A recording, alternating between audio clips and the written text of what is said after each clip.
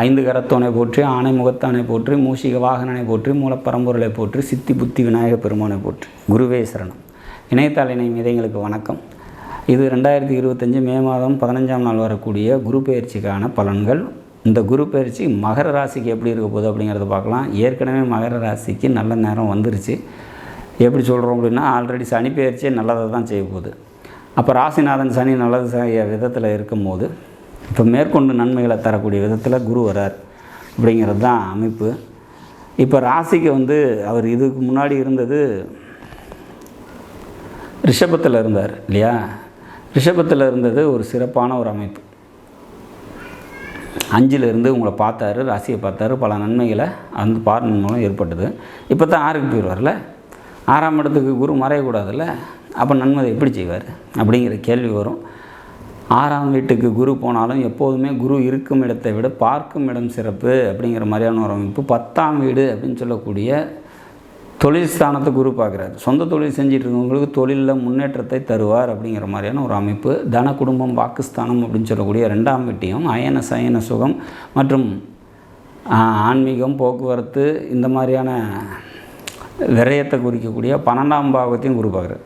12ஆம் பாவத்தை குரு பார்க்கும்போது பார்த்திங்கனாக்கா மெடிக்கல் செலவு ஏதாவது வீட்டில் இருந்தது அப்படின்னா அதெல்லாம் கொஞ்சம் சுப செலவு மாதிரி கொஞ்சம் கம்மியாகும் அப்படிங்கிற மாதிரியான ஒரு அமைப்பு. அலைச்சல்கள் மூலமாக நன்மைகள் ஏற்படும்.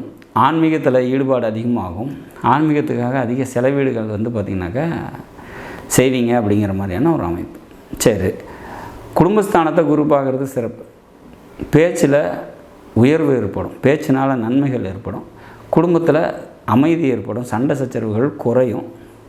வருமானம் சொல்லக்கூடிய இடம் இல்லையா? 2ஆம் வீடுங்கிறது குடும்பஸ்தானமாகவும் வருது, அதே நேரத்தில் வருமானத்தை குறிக்கக்கூடிய இடமாகவும் வருது. அப்போ பேச்சின் மூலம் வருமானம், பேச்சினால் நன்மைகள், பேச்சினால் வருமானம் கூடுறதுனால குடும்பத்தில் அமைதி, இந்த மாதிரியான சூழ்நிலைகள்லாம் நிச்சயமாக ஏற்படும். ஈவன் 6ஆம் வீட்டில் குரு இருந்தாலும் அவர் பார்க்கக்கூடிய இடங்கள் பாவங்கள் சிறப்பாக அமையுது உங்களுக்கு அப்படிங்கிற மாதிரியான ஒரு அமைப்பு. ஒரு கேந்திரத்தை பார்க்குறாரு, ஒரு பணபரஸ்தானத்தை பார்க்குறாரு, ஒரு 12ஆம் வீட்டையும் பார்க்குறாரு, மறைவிடத்தையும் பார்க்குறாரு. இது பார்த்திங்கனாக்கா ஒரு நல்ல விதமான பார்வையில் நல்லது செய்யக்கூடிய ஒரு அமைப்பு தான் அப்படிங்கிறத நம்ம எடுத்துக்கணும். சனியும் நல்ல இடத்துக்கு வந்துட்டார், குருவும் பார்வையினால் நன்மைகளை செய்ய போகிறாரு. மகர ராசியை பொறுத்த வரைக்கும் இந்த எதிர்வரக்கூடிய ஒரு வருஷம் பார்த்திங்கனாக்கா பல நன்மைகளை தரக்கூடிய நல்லதொரு வருடமாக நிச்சயமாக இருக்கும்.